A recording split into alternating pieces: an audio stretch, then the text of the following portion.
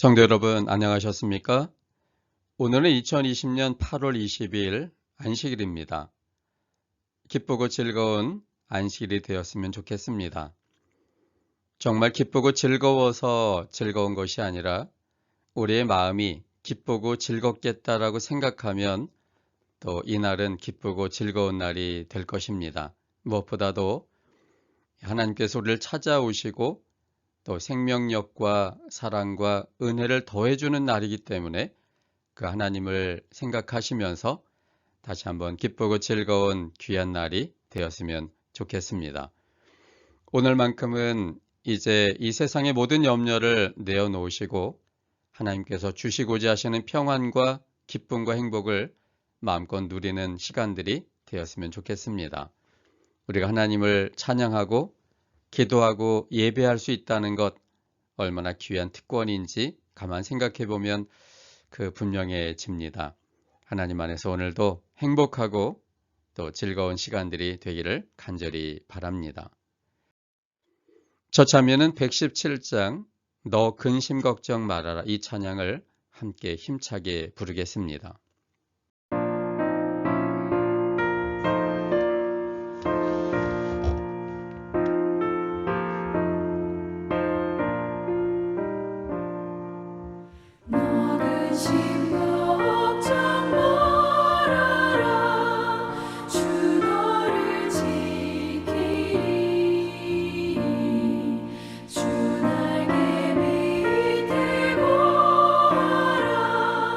주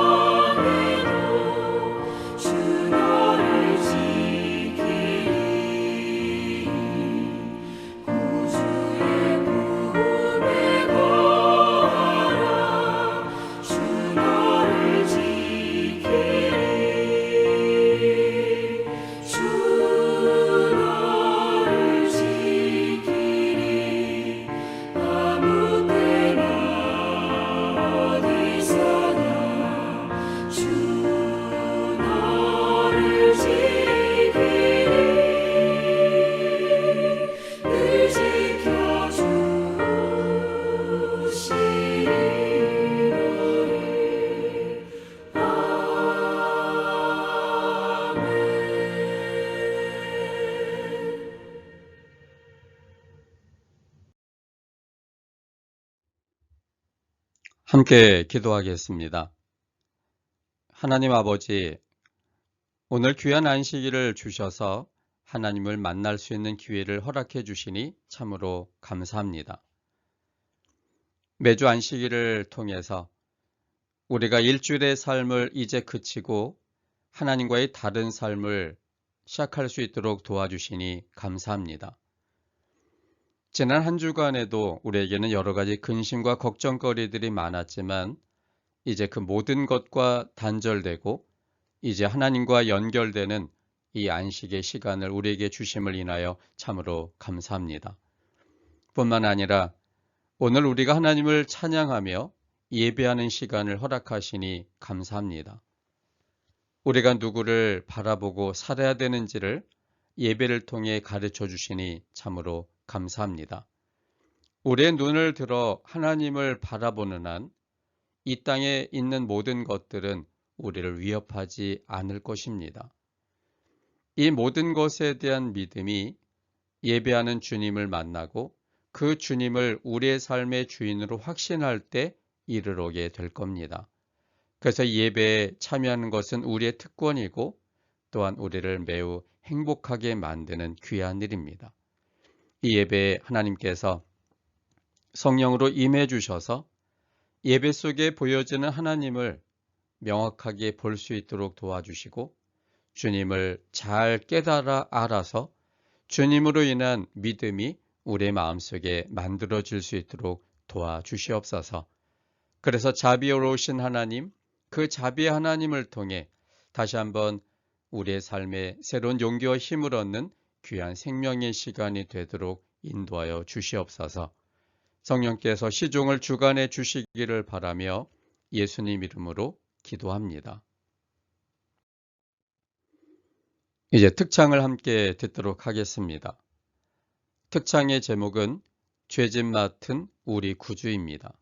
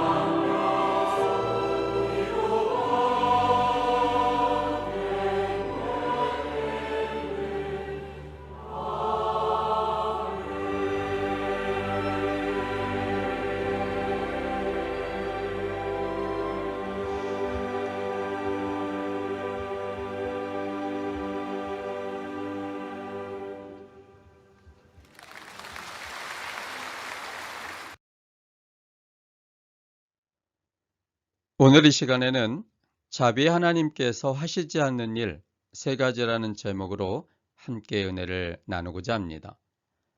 본문은 신명기 4장 25절부터 31절까지 있는 말씀입니다. 화면에 보여지는 성경 말씀을 함께 눈으로 따라 읽으시면 좋을 것 같습니다. 내가 그 땅에서 아들을 낳고 손자를 얻으며 오래 살 때에 만일 스스로 부패하여 무슨 형상의 우상이든지 조각하여 내 하나님 여호와 앞에 악을 행함으로 그의 노를 격발하면 내가 오늘날 천지를 불러 증거를 삼노니 너희가 요단을 건너가서 얻는 땅에서 속히 망할 것이라. 너희가 거기서 너희 날이 길지 못하고 전멸될 것이니라. 여호와께서 너희를 열국 중에 흩으실 것이요 여호와께서 너희를 쫓아보내실 그 열국 중에 너희의 남은 수가 많지 못할 것이며 너희는 거기서 사람의 손으로 만든 바 보지도 못하며 듣지도 못하며 먹지도 못하며 냄새도 맡지 못하는 목석의 신들을 섬기리라. 그러나 내가 거기서 내 하나님 여호와를 구하게 되리니 만일 마음을 다하고 성품을 다하여 그를 구하면 만나리라. 이 모든 일이 내게 임하여 환난을 당하다가 끝날에 내가 내 하나님 여호와께로 돌아와서 그 말씀을 청종하리니 내 하나님 여호와는 자비하신 하나님이심이라. 그가 너를 버리지 아니하시며 너를 멸하지 아니하시며 내 열조에게 맹세하신 언약을 잊지 아니하시리라. 지난 시간에는 자비 하나님께서 하시지 않는 일 세 가지 중에 첫 번째를 살펴보았습니다. 자비 하나님께서 하시지 않는 첫 번째 일은 나를 버리지 않으신다는 것이었습니다. 오늘은 자비 하나님께서 하시지 않는 두 번째와 세 번째를 살펴보고자 합니다. 둘째는 자비 하나님은 나를 멸하지 아니하십니다. 본문은 신명기 4장 31절에 있는 말씀입니다. 내 하나님 여호와는 자비하신 하나님이시라. 그가 너를 버리지 아니하시며 너를 멸하지 아니하시며 내 열조에게 맹세하신 언약을 잊지 아니하시리라.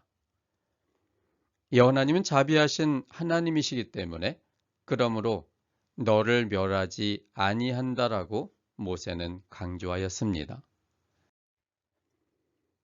하나님은 나를 멸하기 위해 눈여겨보시는 분이 아니라 나를 도와주기 위해 눈여겨보시고 도와주기를 준비하고 계신 에벤에셀의 하나님이십니다. 사무엘상 7장 12절에 있는 말씀을 함께 보겠습니다. 사무엘이 돌을 취하여 미스바와 센 사이에 세워 가로되 여호와께서 여기까지 우리를 도우셨다 하고 그 이름을 에벤에셀이라 하니라. 여호와 하나님이 가진 또 다른 이름 가운데 하나는 에벤에셀이라는 이름입니다. 에벤에셀은 하나님께서 행하신 일을 근거로 지은 이름입니다. 그 뜻은 여호와께서 여기까지 우리를 도우셨다는 의미입니다. 여호와 하나님은 언제나 우리를 도와주기를 위하여 준비하고 계시는 분이십니다. 지금까지 모든 인생의 길은 처음부터 끝까지 주님의 도우심으로 인해 이루어진 작품입니다. 그래서 모든 사람의 개인의 역사는 그분의 이야기인 것입니다. 우리를 창조하신 하나님께서 있게 하셨고 지금까지 도우심으로 이룬 역사이기 때문입니다. 그러므로 하나님은 언제나 우리를 도와주시는 분이시지 멸망시키시는 분이 아님을 꼭 기억하셔야만 됩니다. 몇 성경절들을 통해 이 사실을 확인해 보겠습니다. 역대하 18장 31절에 있는 말씀입니다. 병거의 장관들이 여호사밧을 보고 이르되 이가 이스라엘 왕이라 하고 돌이켜 저와 싸우려 한즉 여호사밧이 소리를 지르매 여호와께서 저를 도우시며 하나님이 저희를 감동시키사 저를 떠나가게 하신지라. 여호사밧의 필요를 채워주시는 하나님임을 보여주고 있습니다. 위험 속에 둘려 있을 때 여호사밧이 소리를 지를 때 그 소리를 여호와 하나님께서 들으셨습니다.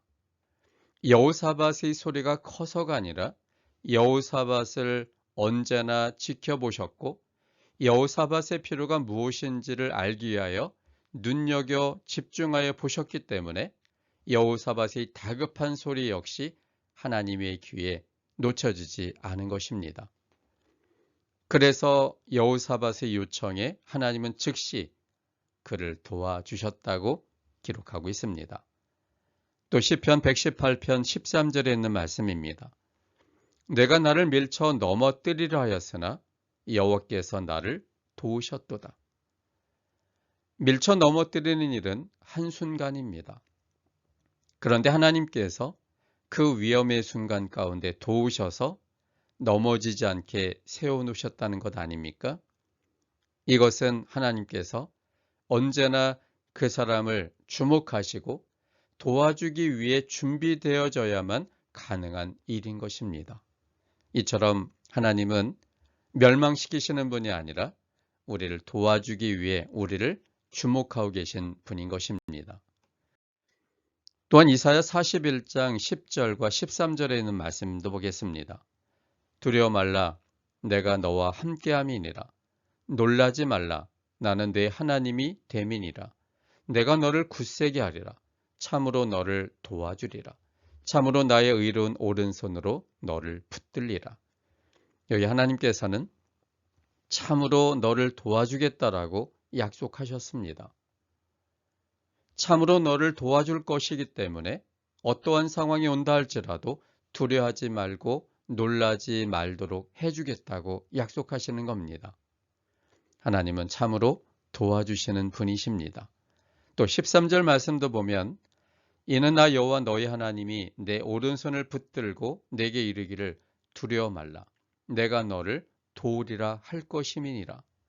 우리 주님은 우리의 손을 붙드시고 두려워 말라라고 요청하셨습니다. 그 이유는 하나님이 너를 도와줄 것이기 때문에 두려워하지 않도록 도와주겠다고 약속하시는 장면인 겁니다.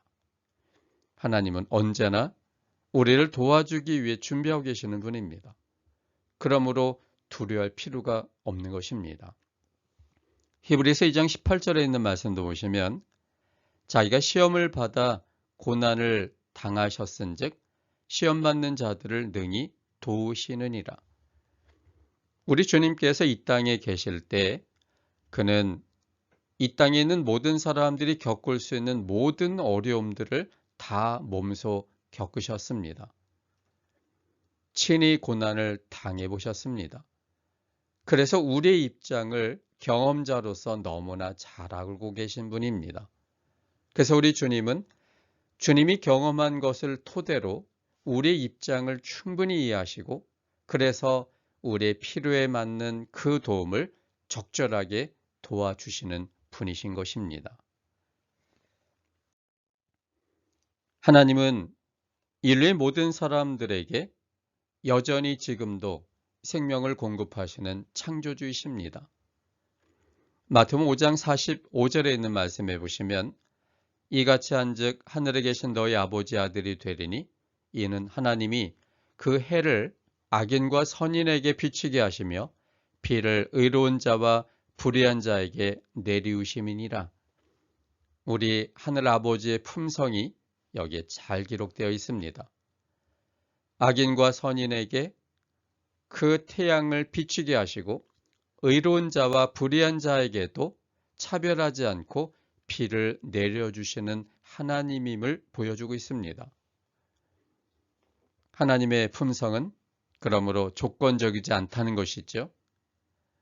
선한 사람, 의로운 사람에게만 골라서 태양과 비를 내리시는 분이 아니라 사람의 어떠함에도 불구하고 조건 없이 무조건적으로 그들의 필요를 채워주기 위하여 해와 비를 주시는 하나님인 것입니다.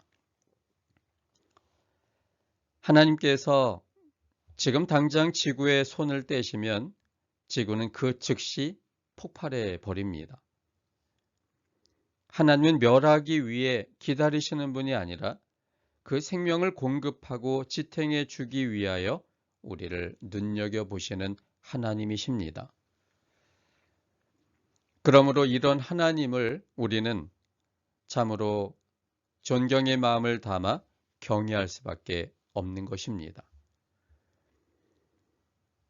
우리의 필요를 채워주기 위하여, 우리를 도와주기 위하여 언제나 우리와 함께 계시며 우리를 지켜보시고 주목하시는 하나님이기 때문에 우리는 주님에 대한 감사와 또 존경의 마음을 갖고 주님을 경외하는 것입니다.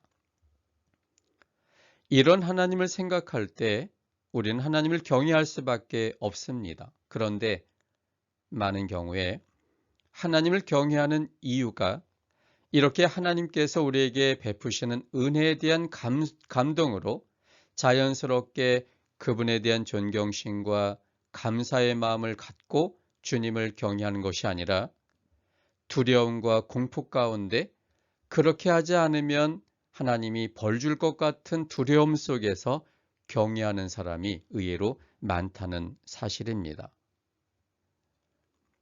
하나님을 경외하시되 두려워하거나 공포 속에서 경외하는 자가 아니라 하나님이 베푸신 은혜와 사랑에 대한 감동 때문에 주님을 바라보고 주님을 존경하고 주님께 사랑의 마음을 담아 주님을 경외하는 우리가 됐으면 좋겠습니다.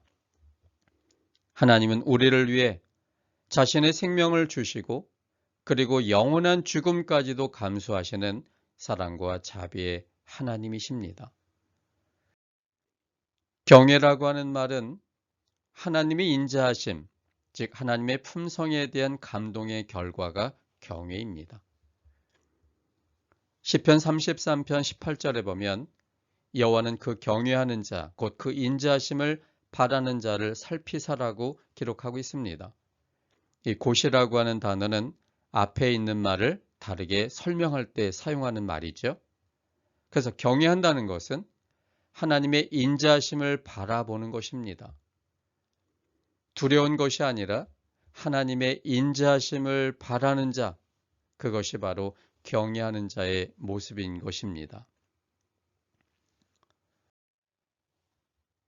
성경에는 경외하는 이유가 설명되어 있습니다. 빌립보서 2장 5절로 11절에 보면 특별히 이 경외한다라고 하는 이 표현이 그러한 모습이 10절과 10절에 기록되어 있지 않습니까? 여기 보면 모든 무릎을 예수의 이름에 꿇게 하시고, 그래서 이 말씀을 요 구절만 따로 떼어 놓으면 무릎을 꿇어 하나님께 보여주는 것, 그것이 마치 경외의 모습처럼 그렇게 오해할 수가 있습니다.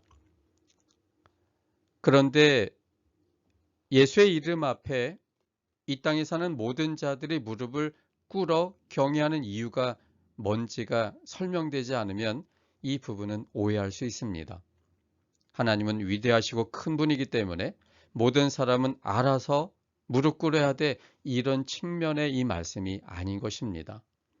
무릎 꿇는 것은 완전히 굴복되고 그리고 주님을 높이는 그런 행위일 때 무릎을 꿇는 것 아닙니까? 이것은 강제가 아니고 무섭기 때문에 억지로 하는 것이 아니라 무릎을 꿇을 수밖에 없는 이유 때문에 무릎을 꿇고, 그것이야말로 성경이 말하는 참된 경외이며 하나님의 인자하심 때문에 이르러오는 결과인 것입니다. 이 경외의 이유가 무엇입니까? 그것이 바로 5절부터의 설명입니다. 5절에 보면 너희 안에 이 마음을 품으라. 곧 그리스도 예수의 마음이니 그는 근본 하나님의 본체시나 하나님과 동등됨을 취할 것으로 여기지 아니하시고 오히려 자기를 비어 종의 형체를 가져 사람들과 같이 되었고 사람의 모양으로 나타나셨음에 자기를 낮추시고 죽기까지 복종하셨으니 곧 십자가의 죽으심이라.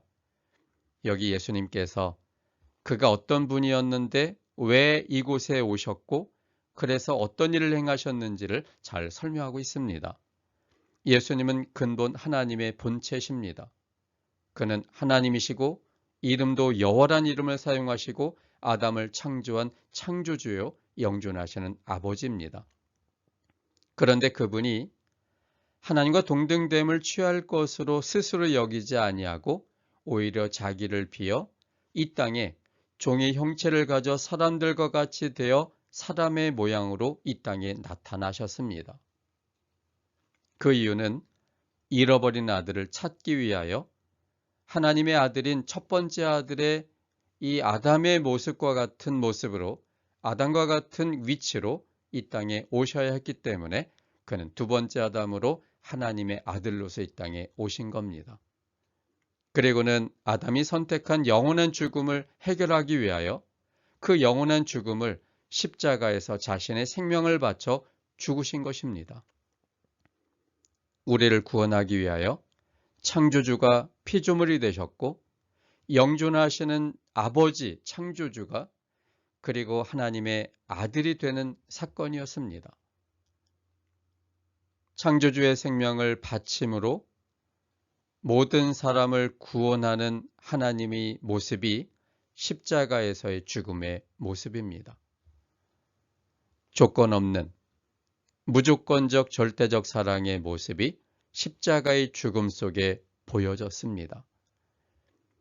이것이 사람의 눈에 비춰졌을 때 성령의 조명을 통하여 거기에 담긴 하나님의 아버지로서의 무조건적 사랑이 보여졌을 때 사람들이 그 사랑에 감동을 받게 되고 이러므로 하나님이 그를 지극히 높여 모든 이름에 위에 뛰어난 이름을 주사 하늘에 있는 자들과 땅에 있는 자들과 땅 아래 있는 자들로 모든 무릎을 예수의 이름에 꿇게 만들게 되었다는 것입니다.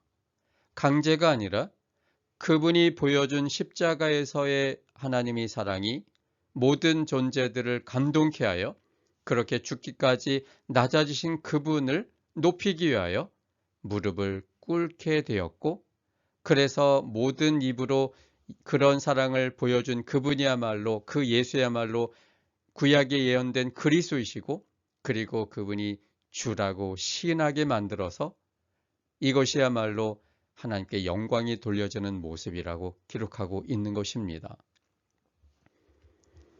십자가를 통해 보여진 그리스도의 무한한 사랑 때문에 그 예수님이 바로 기름 부음 받아 죽기로 작정된 그 메시아라고 인정하고 그런 사랑을 보여주는 분이야말로 창조주와 구원주라고 시인하는 것이 바로 하나님의 품성을 내가 받아서 나를 통해 반사되는 상황이 될 때 그것이 바로 하나님께 영광이 돌려지는 모습인 것이고 그게 바로 경외의 진정한 모습입니다.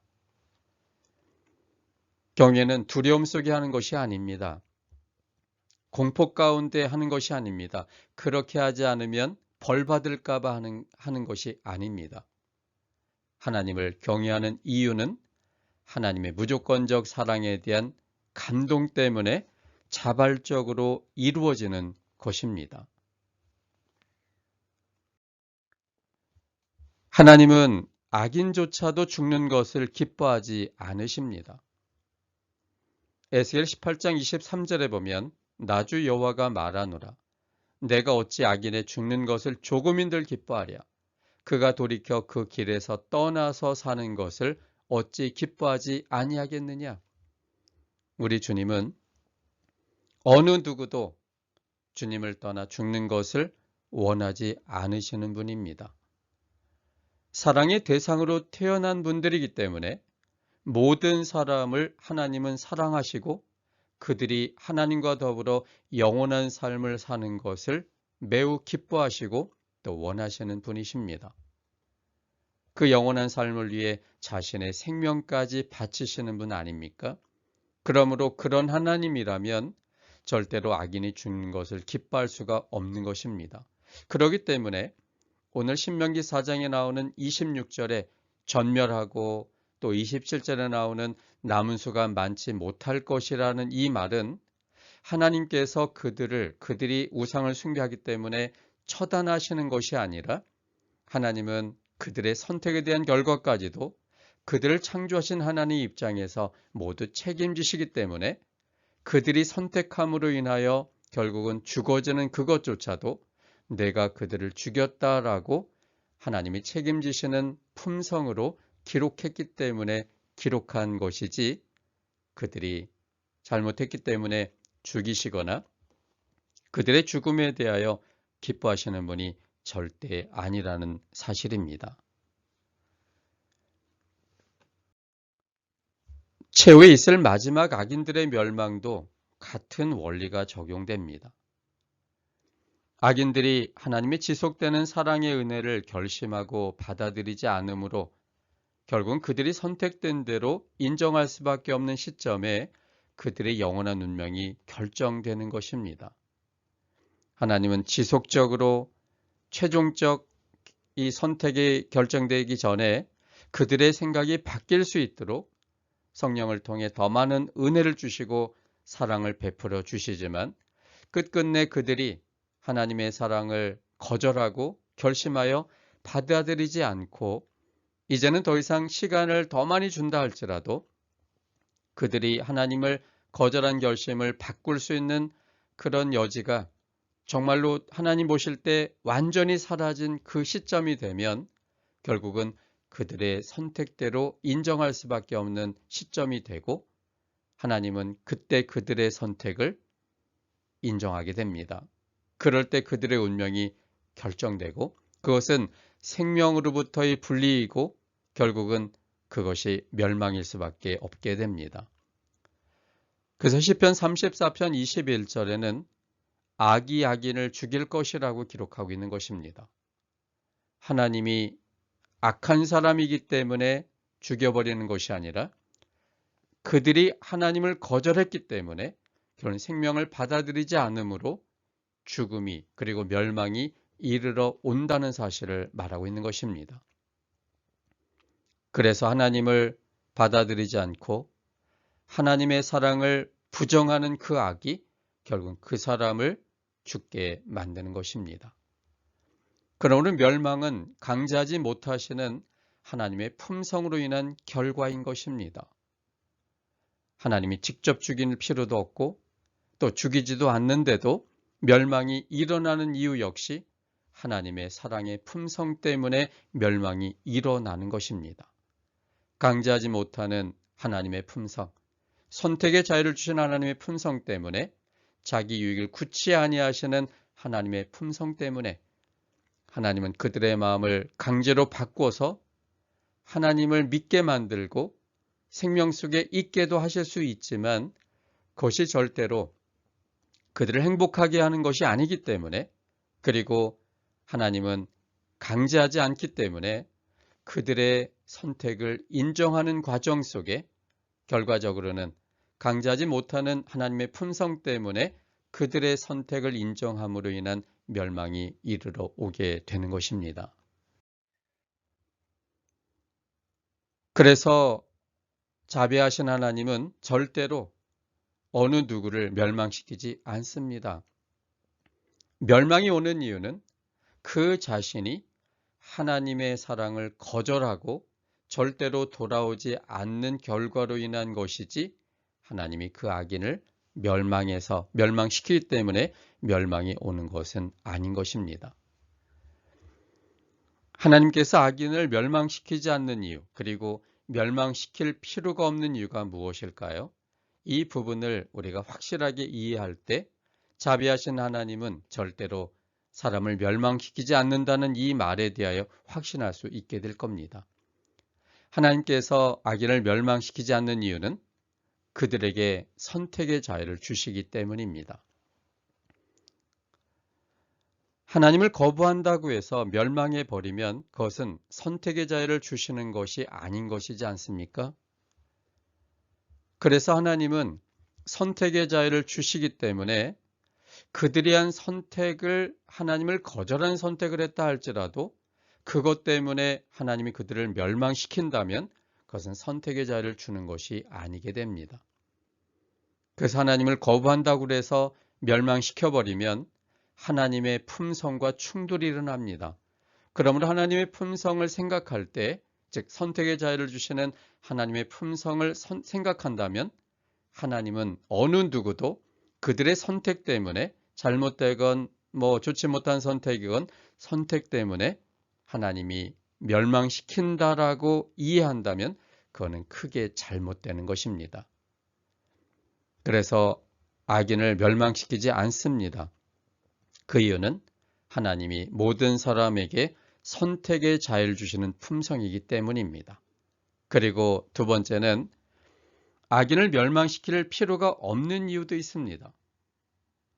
누군가를 멸망시킨다면 어떤 이유 때문에 멸망시켜야 될까요?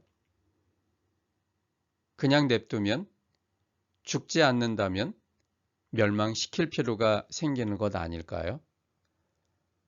그런데 이 사람의 본질은 스스로의 생명으로 스스로 존재하는 것이 아니라 하나님에 의해서 창조되었고 하나님으로부터 생명을 공급받아야만 존재하는 그러한 존재들입니다. 그래서 창조주의 생명을 받지 않는 선택을 하게 되면 창조를 거부하는 것이 되기 때문에 창조 이전의 상태인 무로 돌아갈 수밖에 없습니다. 창조 전의 상태로 돌아가는 선택을 한 상황이라면 굳이 따로 멸망시킬 필요가 없어지지 않겠습니까? 멸망시킬 필요가 있는 경우는 스스로 존재하고 있어야만 가능합니다. 멸망시키지 않으면 계속 존재할 경우이기 때문에 멸망시킬 이유가, 필요가 생기는 것입니다. 그러나 모든 피조된 자들은 스스로 존재하는 존재들이 아닙니다. 하나님의 창조를 통해 창조되었고 하나님이 주시는 생명력을 통해서만 존재하기 때문에 하나님을 스스로 거절해버리면 더 이상 생명을 안 받겠다고 하는 것이고, 그런데 그 상태에서 스스로 생명이 없기 때문에 그것은 반드시 창조전의 상태인 무로 돌아갈 수밖에 없는 것입니다. 그렇기 때문에 하나님이 굳이 멸망시킬 필요조차도 없는 것입니다. 그래서 하나님께서 악인을 멸망시키지 않는 이유와 멸망시킬 필요가 없는 이유가 이렇게 분명하기 때문에 하나님은 언제나 어떤 상황 속에서도 누구도 멸망시키시는 분이 아닌 것입니다. 멸망되는 결과가 분명히 있지만 그것은 하나님이 그들이 향한 행위에 대하여 분노하고 벌을 주기 때문에 없애버리는 것이 아니라 그들 스스로가 하나님을 거절하고 주님의 생명을 안 받겠다는 선택의 결과로 자신이 스스로 생명이 없기 때문에 결과적으로는 창조전의 상태인 무로 돌아가기 때문에 멸망이 있는 것입니다. 그러므로 자비하신 하나님은 절대로 어느 누구도 멸망시키지 않는 것입니다. 셋째는 자비하신 하나님은 맹세하신 언약을 절대 잊지 아니하십니다. 31절 말씀입니다. 신명기 4장 31절. 내 하나님 여호와는 자비하신 하나님이라. 그가 너를 버리지 아니하시며 너를 멸하지 아니하시며 내 열조에게 맹세하신 언약을 잊지 아니하시리라. 여기 자비하신 하나님은 맹세하신 언약을 잊지 아니하시리라라고 기록하고 있습니다. 하나님은 약속에 신실하신 분이십니다. 하나님은 언약을 절대 잊지 아니하시는 분이십니다. 하나님은 6,000년 전의 약속을 4,000년이 경과되어도 잊지 아니하시고 이루셨습니다. 그것이 바로 십자가 아닙니까? 십자가의 약속은 6,000년 전에 한 약속이었습니다. 창세기 3장 15절에 여자의 후손이 나타날 거고 그리고 발꿈치가 상하는 일을 겪을 거라고 약속한 그 약속대로 4,000년이 지난 이후에 우리 주님께서 오셨고 그 약속대로 십자가에서 영원한 생명을 바쳐 돌아가신 것입니다. 하나님의 그 약속은 약속하신 그대로 시간이 지난다 할지라도 상황이 달라진 것처럼 보인다 할지라도 언제나 한 번도 변경되지 않고 약속한 그대로 반드시 이루어졌습니다.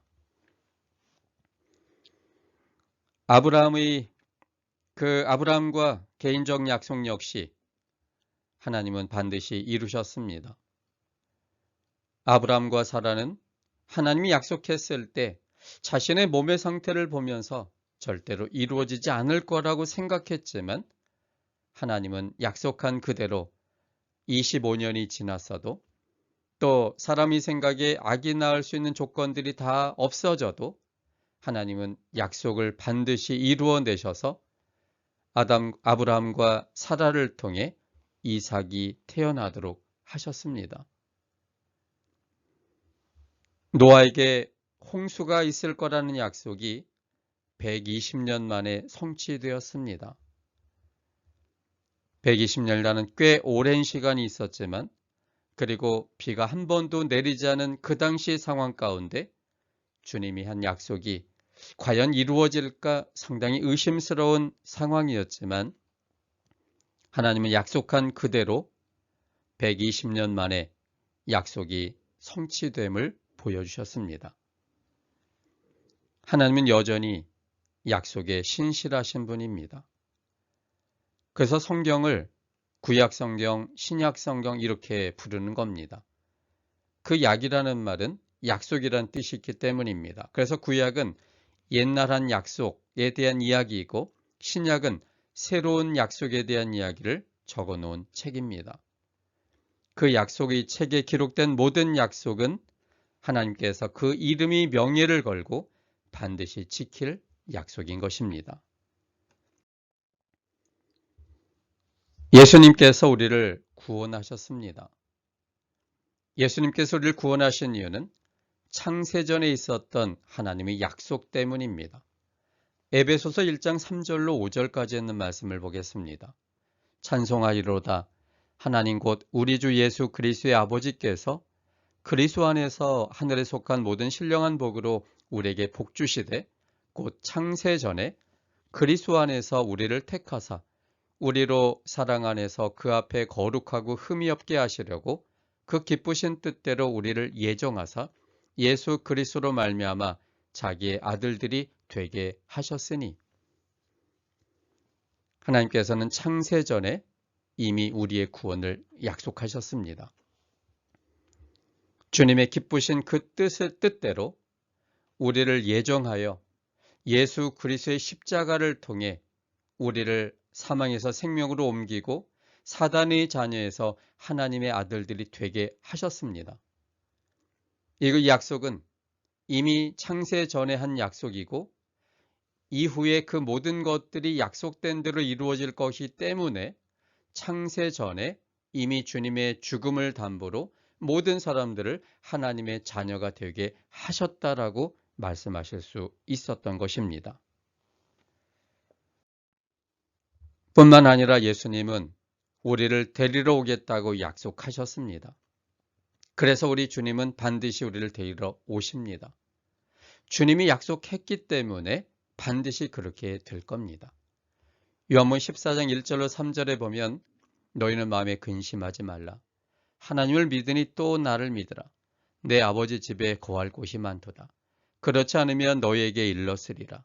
내가 너희를 위하여 처소를 예비하러 가노니 가서 너희를 위하여 처소를 예비하면 내가 다시 와서 너희를 내게로 영접하여 나 있는 곳에 너희도 있게 하리라. 우리 주님께서는 승천하실 때 약속하셨습니다. 내가 갈 건데 가서 하는 일은 너희를 위하여 처소를 예비하는 일이다. 너희를 위하여 처소를 예비하면 내가 다시 오겠다라고 약속하셨습니다. 주님께서 약속하셨기 때문에 그것은 몇천 년이 지난다 할지라도 반드시 이루어질 것이기 때문에 우리 주님께서는 반드시 오십니다. 주님의 약속이 오시겠다고 하셨기 때문입니다. 뿐만 아니라 예수님은 속히 재림하실 겁니다. 왜냐하면 예수님께서 속히 오시겠다고 약속하셨기 때문입니다. 히브리서 10장 37절 말씀입니다. 잠시 잠깐 후면 오실 이가 오시리니 지체하지 아니하시리라. 이 말씀이 정말 멋있지 않습니까? 오실 이가 오시리니, 그분은 반드시 오시겠다는 것 아닙니까? 그리고는 지체하지 않게 잠깐이면 올 그분이라고 설명하고 있습니다. 그래서 우리는 주님의 재림이 속히 지체하지 않게 오신다는 사실을 믿을 수가 있습니다. 그런데 우리는 이 속히 오고 지체하지 않는다는 이 표현이 우리 입장에서 생각하면 이게 오해될 수 있습니다. 사실 우리는 주님의 재림의 약속이 2000년이 이미 지났지만 2000년을 기다린 것이 아니지 않습니까? 사람의 죽음은, 그리고는 죽음 이후에는 아무 의식이 없고 주님이 재림할 때 깨어나기 때문에 의식 없는 그 시간은 없는 거나 마찬가지죠. 그래서 사람이 죽으면, 그리고 주님이 재림할 때 부활하기 때문에 시간의 개념이 없습니다. 그러므로 우리 주님의 재림을 기다리는 것은 몇천 년을 기다리는 것이 아니라 우리가 살아있는 동안만 기다리는 것입니다. 우리의 삶이 정말 신속히 지나가지 않습니까? 그런 의미에서 우리 주님은 잠시 잠깐 후면 오실 리가 오실 거고 지체하지 않게 오실 겁니다. 이처럼 주님이 속히 오겠다는 약속은 반드시 이루어질 것입니다. 약속은 약속하신 분이 이루십니다. 하나님의 약속을 우리가 신실히 신뢰할 때 그것은 언제나 우리에게 복이 됩니다. 왜냐하면 하나님은 그 약속에 신실하신 분이시고 약속하신 분이 약속을 이루시기 때문입니다. 왜 약속은 약속하신 분이 이루실까요? 그건 우리가 전혀 할 수 없는, 하나님 볼 땐 죽은 자기 때문에, 하나님은 하나님이 해줘야 되기 때문에 우리에게 약속하시는 겁니다. 우리는 그 모든 것들을 스스로 할 수 없는 존재이기 때문에 약속을 주님께서 먼저 하시고 약속하신 주님께서 그 약속을 이루어 내시는 겁니다. 예수님의 또 다른 이름이 말씀임을 주목해 보아야 합니다. 요한복음 1장 1절에 보면 태초에 말씀이 계시니라. 이 말씀이 하나님과 함께 계셨으니 이 말씀은 곧 하나님이시니라라고 기록하고 있습니다. 예수님은 말씀 자체이십니다. 그 언약에 신실하신 분이라는 뜻입니다. 주님께서 말씀하셨으면 말씀이신 주님은 그 말씀대로 반드시 이루시는 분이시고 약속한 대로 이루시는 하나님이신 겁니다. 우리를 향한 하나님의 수많은 약속이 우리 곁에 있습니다. 그 약속을 보고 믿으며 그 약속을 하신 하나님의 사랑과 자비의 마음을 생각하고 하나님과 교류할 때 놀라운 일들이 생깁니다. 그 하나님의 사랑 속에 드디어 행복을 느끼게 되고 생각이 바뀌고 세상이 달리 보이고 질병이 치유됩니다. 자비하신 하나님은 약속을 안 지키실 수 없는 약속에 신실하신 분이십니다. 우리가 그 약속들을 찾고 믿고 주장한다면 그것은 반드시 하나님께서 우리 속에서 이루어 주시는 놀라운 복들이 됩니다. 자비하신 하나님은 우리를 버리지 아니하십니다. 어떤 상황과 형편이라 할지라도 결코 우리를 버리시는 일은 없습니다. 자비하신 하나님은 우리를 멸하지 아니하십니다. 우리를 늘 도와주시고 지키시고 지탱해 주시고 구원해 주십니다. 자비하신 하나님은 언약을 잊지 아니하십니다. 약속하셨고 약속하신 그 하나님이 신실히 이행하십니다. 하나님의 품성에 대한 바른 이해가 있을 때 우리의 마음에 밝은 빛이 비추일 것입니다. 그래서 어둠을 몰아내고 빛으로 채우게 될 것입니다. 우리의 불투명한 미래에 대해서, 우리의 불확실한 마음이 우리 속에 있을 때 우리의 불안한 마음에 대해 자비하신 하나님은 보증이 되셔서 우리를 붙드시고 도우시고 약속에 신실하심으로 우리들에게 새로운 소망과 기쁨과 행복을 주시는 하나님이십니다. 불안하고 힘들고 허전하고 소외된 듯 보이고 우울한 마음이 가득 차 있다 할지라도 자비하신 하나님을 성령의 조명 속에 바라만 볼 수 있다면, 그분이 우리에게 주시고자 하시는 그 사랑을 성령의 은혜 속에 조금이라도 느낄 수만 있다면 우리는 절대로 버림당했다고 믿지 않고 멸망되지 않을 거라 확신할 수 있고 언약대로 이루어질 거라는 사실에 대하여 확신할 수 있게 됩니다. 주님을 신뢰함으로 이런 마음의 확신이 들 때 우리는 지금의 이 현재의 상황 속에 놓여져 있다 할지라도 우리는 여기에 매몰되지 않고 그 상황을 벗어날 수 있는 힘을 갖게 되는 것입니다. 하나님께서 가지신 놀라운 사랑과 자비하심으로 인해 우리의 삶이 행복한 삶으로 바뀌어지기를 소망합니다. 움츠러들고 소극적이고 그리고 미래에 대하여 불안해하는 대신에 주님 안에 새로운 용기를 갖고 활짝 편 마음으로 그리고 힘차게 앞을 향해 나가는 그런 적극적인 삶의 모습이 되어지기를 소망합니다. 우리 스스로는 할 수 없는 일이지만 할 수 없기 때문에 하나님께서 그렇게 해주겠다고 약속해 주셨습니다. 자비하신 하나님을 우리 마음에 다시 한번 확신하는 가운데 용기와 힘을 얻어서 이 불안한 마음들, 혹시 우울한 마음들, 소망 없이 어쩔 줄 몰라 하는 이 답답한 마음들이 완전히 벗어나서 새로운 밝은 빛을 향해 나아가는 우리 모든 성도님들 되시기를 바라면서 오늘 말씀을 마치겠습니다. 함께 기도하겠습니다. 아버지 하나님, 오늘 모세의 설교를 통해서 자비하신 하나님을 다시 한번 확신할 수 있도록 도와주셨사오니 감사합니다. 자비하신 하나님을 확신할 때 하나님은 우리를 버리지 않는다는 확신과 하나님 우리를 멸하지 않는다는 사실과 하나님은 언제나 약속하신 대로 모든 것을 이루시는 하나님이라는 사실에 대하여 확신할 수 있게 되었습니다.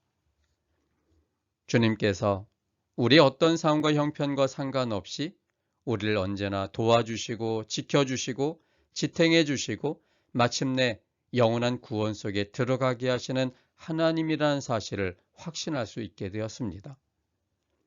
그러므로 지금의 상황이 각각 다르지만 어려움이 있고 불안감이 있고 그리고 혼자인 남겨진 듯한 외로움이 있고 그리고 누구도 알아주지 못하는 마음의 고통이 나만 겪는 것처럼 생각되어진다 할지라도 우린 주님 안에서 다시금 새로운 용기와 소망을 갖게 되었습니다. 이제는 사단이 주는 부정적인 생각 속에서 벗어나서 성령이 조명하는 그 자비하신 하나님을 통해 새로운 생명의 빗줄기가, 새로운 용기가 우리 마음속에 있게 도와주시고 그 용기를 통해 다시 한번 힘차게 앞을 내딛는 우리 모두가 되도록 도와주시옵소서. 그래서 이제는 적극적 신앙, 더욱더 활기찬 신앙, 하나님과 함께하는 기쁨의 신앙을 해나가는 우리가 되게 하여 주셔서 참으로 우리 속에 주님과 더불어 늘 행복을 경험하는 귀한 행복의 사람들이 되도록 인도하여 주시옵소서. 주님의 은혜에 감사드리오며 예수님 이름으로 기도합니다.